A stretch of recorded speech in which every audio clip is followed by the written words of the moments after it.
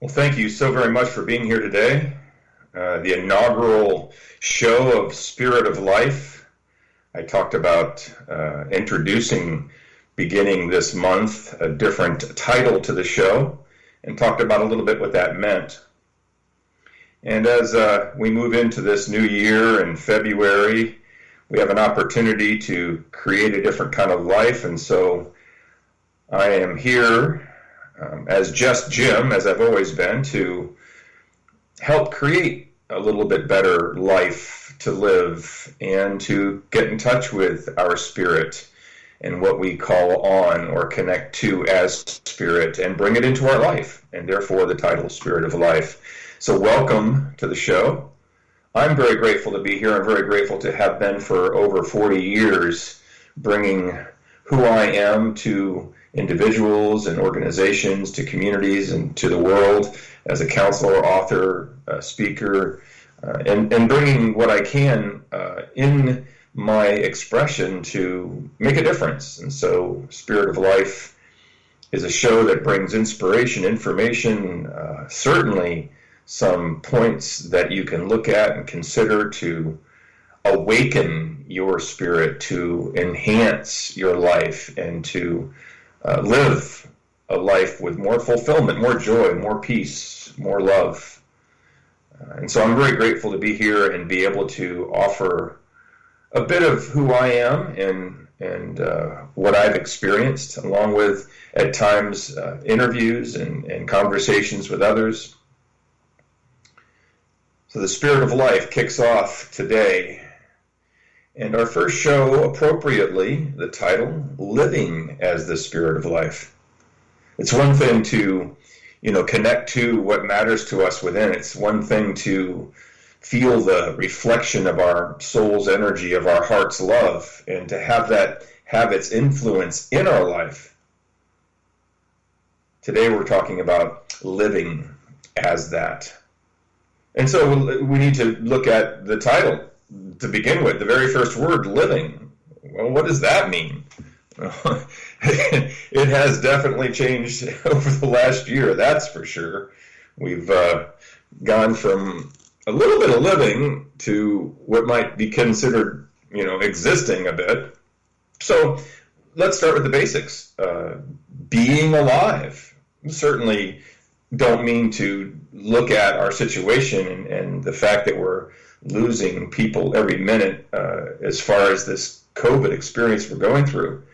And I'm not really speaking about alive versus dead, although that is a requirement in order for you to live. And so therefore, our first basic checkbox, I'm really talking about being in the present moment, being where you are, as you are, who you are. And we may have lost touch with that, and that's part of what we'll be talking about today, to wake up, to be awake, not just getting out of bed and getting started because we've, need to or have to, and maybe have to still keep ourselves contained. And more than just waking up, and it's showing up. Showing up is a big piece of the puzzle, because it's about bringing who we know we are and what matters and our inner knowing and our spirit to our life. And our lifestyles have been altered dramatically in this time where we're not able to be able to do that like we've been able to before. And so we have to start to look at, we don't have to do a thing. As you always hear me say, I'll never tell you what to do, only share my experience, strength, and hope. That you are able to hear something that opens a window or a door for more light or more opportunity. This is all about you and not about me. But living, for me, the one point that makes such a big difference is being aware. Well, what does that mean? It means paying attention, but not just trying to examine things with our five senses, not just trying to examine things with our way of seeing or hearing or smelling or touching, tasting. Those senses are important for our experience in life. They bring a great deal of fulfillment to us in that way. Talking about being aware of ourselves, and we are multifaceted beings, and so living has to do with being aware of ourselves physically. I know we'll pay attention whether something hurts or we're not feeling as good as we want to. But being clearly aware of our body and what's going on with it, and how we feel and how we're moving and what we can do to be able to enhance the quality of life, of living, relating to the way that we are physically, is key. It's the vessel we're making our way through this life in.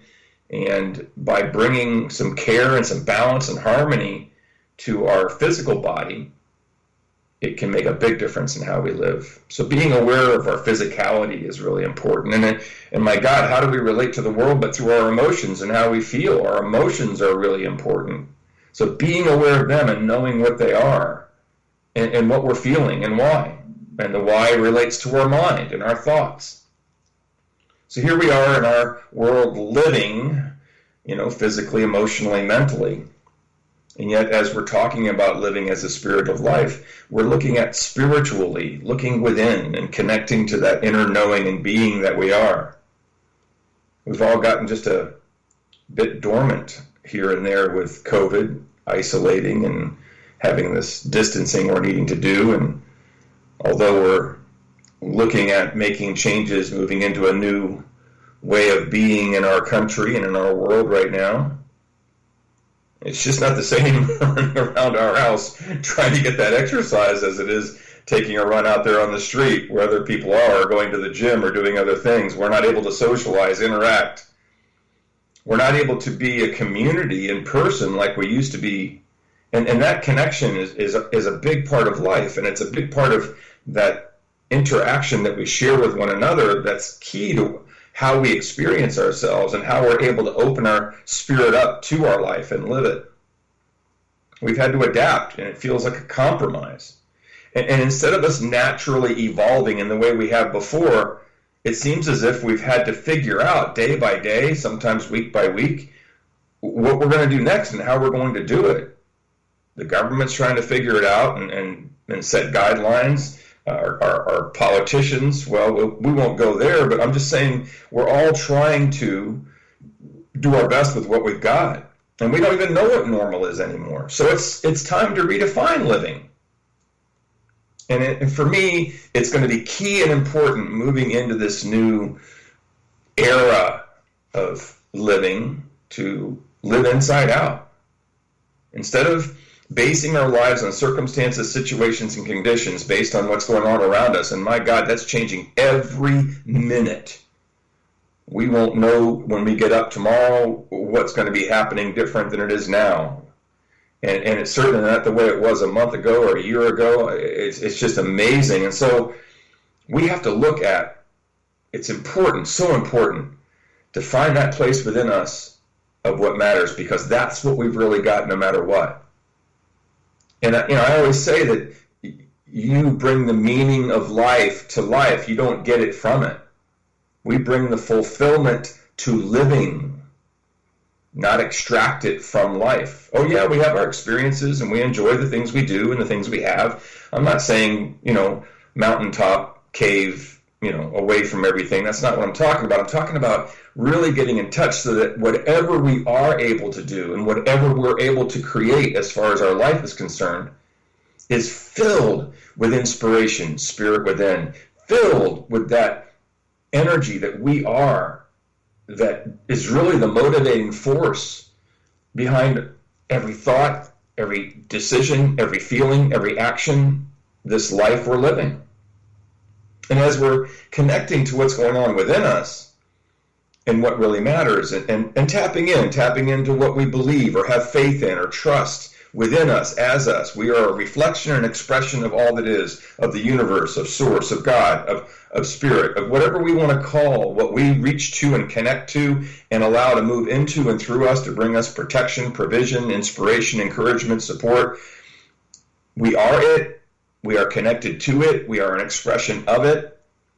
And that connection, that knowing, that awareness, that being within us is what now, as we're entering a new era of living, determines how we're going to think, how we're going to feel, how we're going to choose, how we're going to act. And I believe that if we can live inside out, if we can allow that part of us that knows our truth, the truth, each of us have our own. I'm not here to tell you what yours is. Each of us have our own. And yet it's like a note struck in a song. We all bring who we are to the world, and it creates the symphony of life we all live in. And it needs to start now as far as how we're going to live and live with those who we care so much and close to, and into our friendships and our interactions and our relationships and our workplace and our community and our country and our world. It starts inside, and what we bring out right now is going to be key. And so how do we reevaluate ourselves? I think we've all had an opportunity to sit quietly and listen to the ongoing conversations we've been having in our heads with each other. But it's important. It's not so much where we're going to come from. That's the past. It's not about where we're going to end up. It's about right now. It's about right here. It's about who we are in this moment. And taking the time to not be governed by what's going on around us, but letting what's within us, our spirit, determine that. Inspiration. Gosh, we could use a lot of that, can't we? We could use people in our social media, people in our news, people in our lives, people that we're looking at and looking to be inspiring right now. Not necessarily in the way we need them to be for us, but to be positive and uplifting and encouraging. That way we can begin to allow ourselves within, the spirit we are within, inspiration, sort of to rise up like a wellspring of pure, perfect water, a baptism of sorts, not necessarily from a religious point of view or from a religious point of view, whatever fits or feels right to you. I'm talking about letting that pure, perfect energy and vibration and illumination or light that we are within to sort of come up within us and begin to wake up our thoughts and our feelings and have us really choose to show up in a way that has us live our lives differently. Let it touch us and bless us by what we know is true and right and real for us. And that way, as we are with each other, that energy or that expression, we make this profound difference on the life we're living individually, in our families. I've watched my family transform over this last year, and I can absolutely assure you it hasn't necessarily been heaven on earth when it comes to circumstances and situations in my life. A lot of loss, a lot of changes.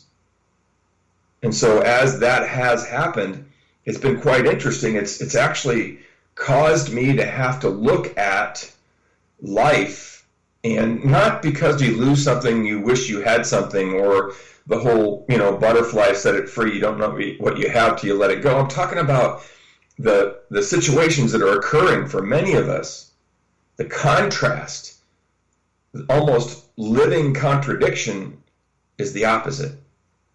And so as our family has gone through loss, or as I've had loss after loss and change after change in this last year, it has opened my heart up and had me look more powerfully and deeper into me, to what really matters and how I want to be and what I want to express, create, manifest, experience in the limited way I have to be able to do it.